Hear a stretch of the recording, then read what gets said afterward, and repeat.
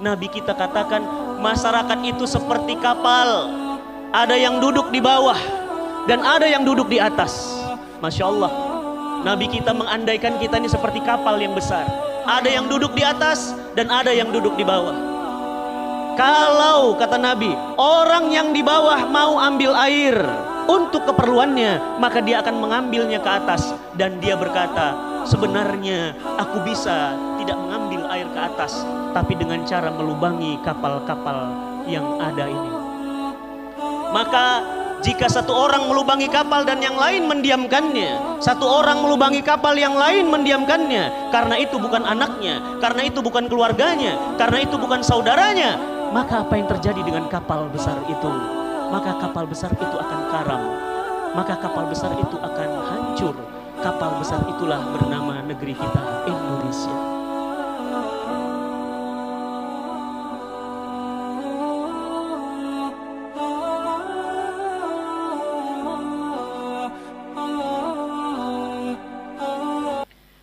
Alhamdulillah, alhamdulillahi rabbil alamin, wassalatu wassalamu ala asrafil anbiya wal mursalin wal imamil muttaqin wa ala alihi wa sahbihi wa man da'a bi da'watil islam wal tazama bi tariqatihi wa tarassama khutah wa ja'ala al-aqidatan islamiyatan asasan li fikratihi wal ahkama syar'iyyatan miqyasan li a'malihi wa masdaran li ahkamihi. Ashhadu an la ilaha illallah wa ashhadu anna Muhammadan abduhu wa rasuluhu la nabiyya ba'dah. Faqala Allah Ta'ala fi Qur'anil azim wa huwa asdaqul qailin. Ya ayyuhalladzina amanu ittaqullaha haqqa tuqatih wa la tamutunna illa wa antum muslimun. Wa qala Rasulullah sallallahu alaihi wasallam, ittaqullah haitsuma kunta. Allahumma salli wa sallim wa barik ala Muhammad wa ala ali Muhammad.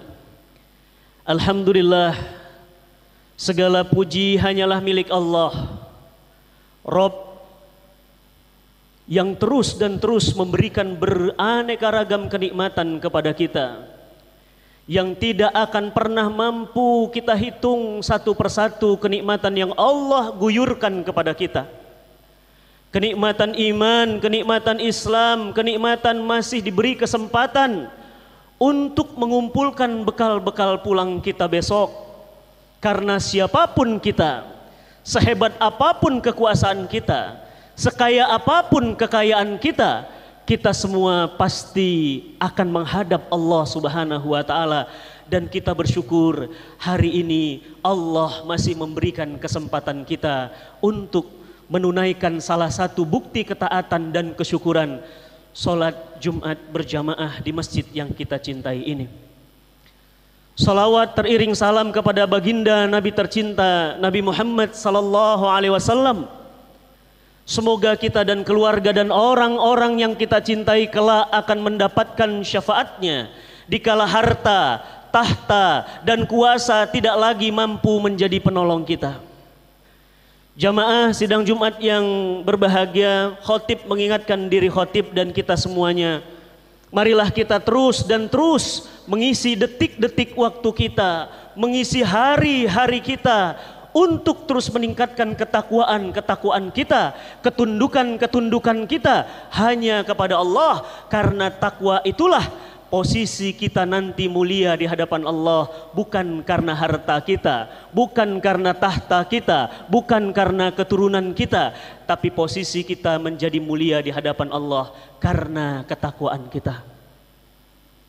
Maka wajar ketika Islam diturunkan, ketika kemudian Nabi SAW menyampaikan Islam, 13 tahun Nabi kita tercinta tidak beranjak kepada perintah-perintah, kepada hukum-hukum syariah, sebelum kemudian Nabi selama 13 tahun lamanya di kota Mekah menanamkan fondasi iman yang kokoh kepada umat Islam, generasi terbaik di generasi awal. Maka wajar ketika kita menemukan ayat-ayat Al-Quran, semua bahkan kita sangat kagum terhadap Allah ketika menurunkan ayat-ayatnya, yakni ayat-ayat keimanan dulu, baru kemudian perintah. Ya ayyuhalladzina amanu kutiba alaikumussyam. Ya ayyuhalladzina amanu kutiba alaikumussalah. Ya ayyuhalladzina amanu ittaqullah. Allah selalu memulai dengan hai orang beriman, karena keimanan itulah dasar untuk seseorang menjalankan perintah Allah tanpa tapi, tanpa nanti. Ketika Allah memerintahkan kita untuk tidak memakan riba, maka Allah memulai kalimatnya, memulai seruannya kepada orang beriman. Ya ayyuhalladzina amanu ittaqullah wadzaru ma baqiya minar riba in kuntum mu'minin. Allah mengulang 2 kali.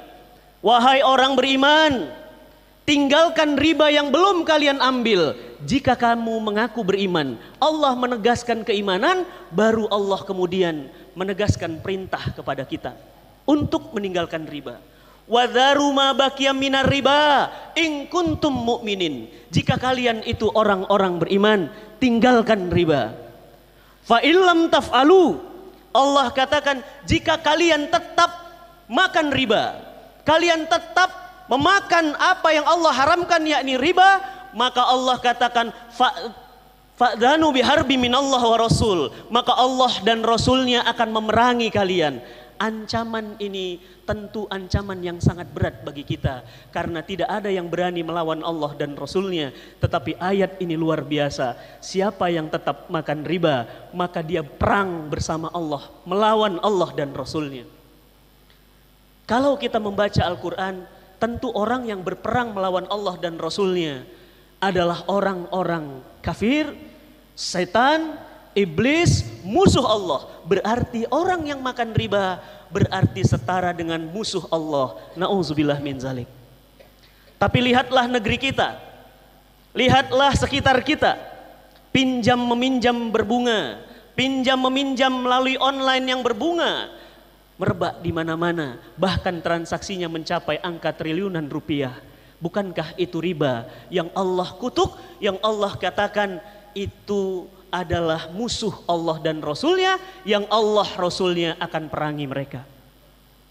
Bahkan Nabi SAW pun dengan tegas menyatakan dalam hadis riwayat Muslim, ada 73 pintu dosa pemakan riba. Dosa yang paling kecil dari 73 pintu dosa itu adalah seperti menzinahi ibu kandungnya sendiri. Jamaah rahimakumullah, tentu sebagai seorang yang normal, manusia normal, tidak ada pernah terbesit dalam hati kita berzina, apalagi berzina dengan ibu kandung sendiri.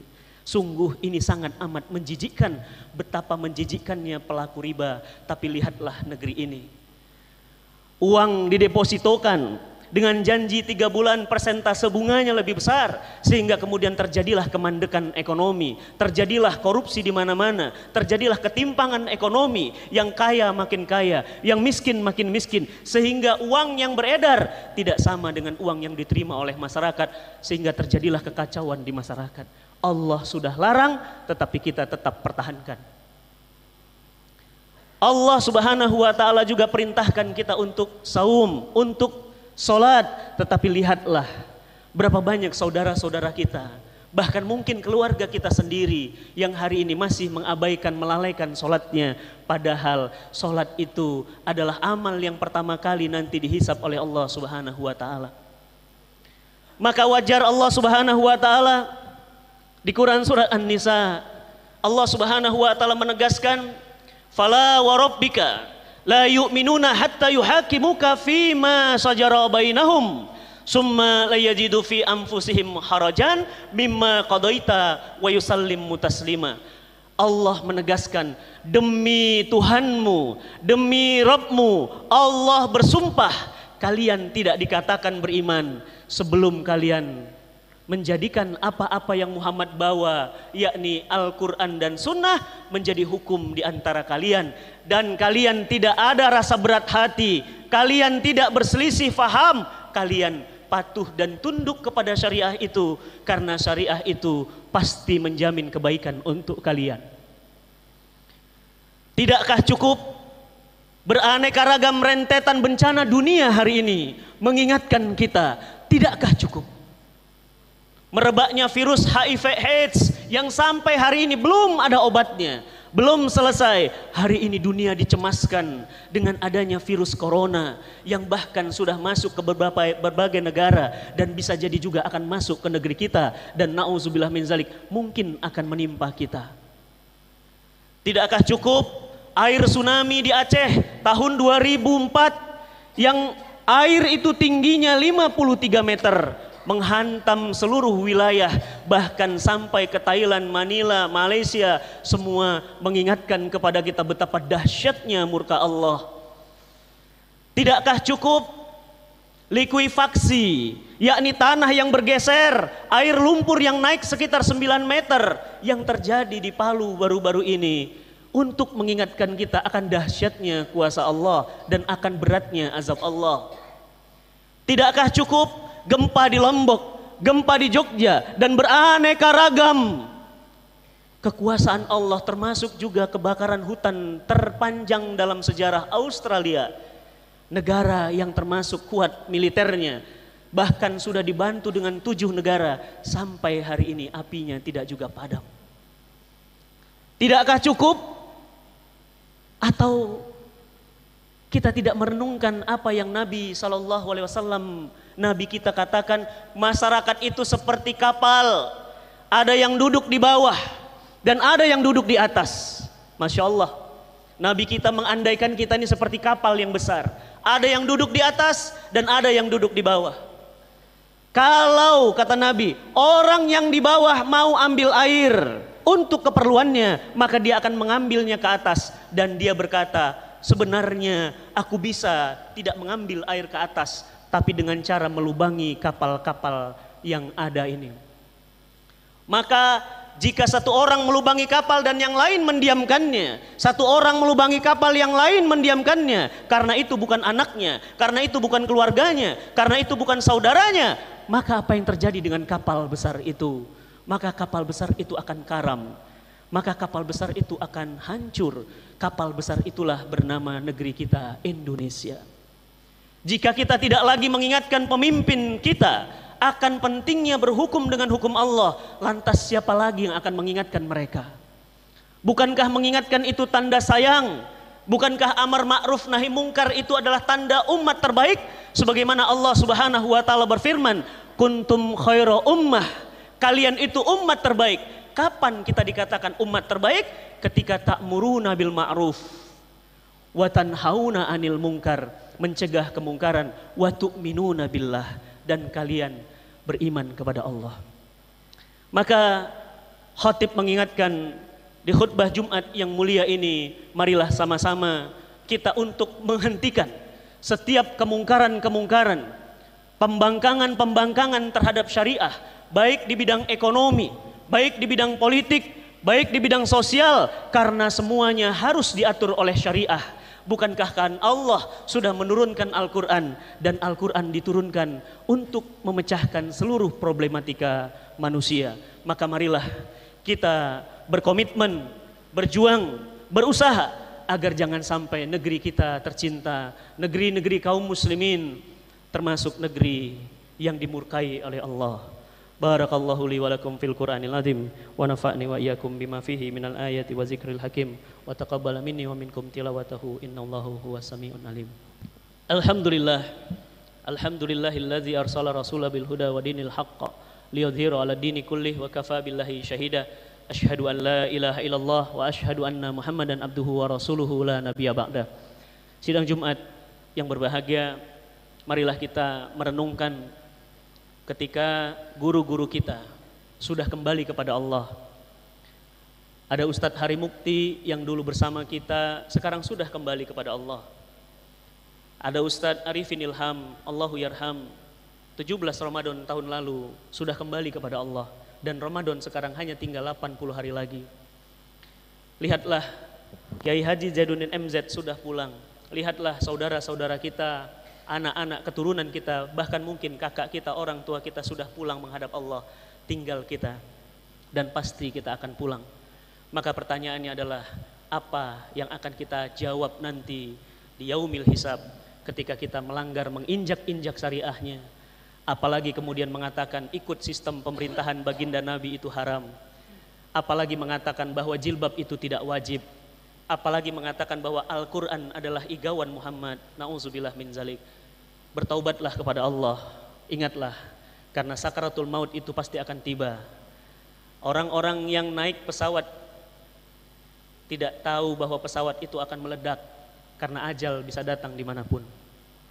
Orang-orang yang tertimpa banjir bandang tadi pun tidak tahu ternyata banjir sebesar itu menghancurkan ribuan rumah detik itu juga.